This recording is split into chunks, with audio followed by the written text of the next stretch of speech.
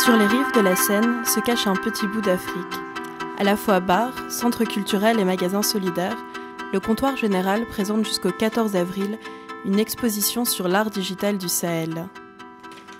Le globe-trotter mélomane Christopher Kirkley a ramené de ses voyages au nord du Mali d'étonnantes œuvres numériques.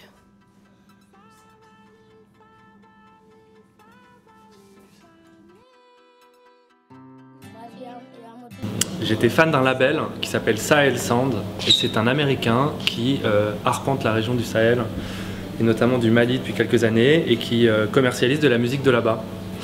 Et il m'a branché tout de suite sur une proposition d'expo en m'envoyant des images qu'il avait récupérées sur Facebook de jeunes sahéliens et en me disant voilà, on pourrait faire une expo là-dessus, etc.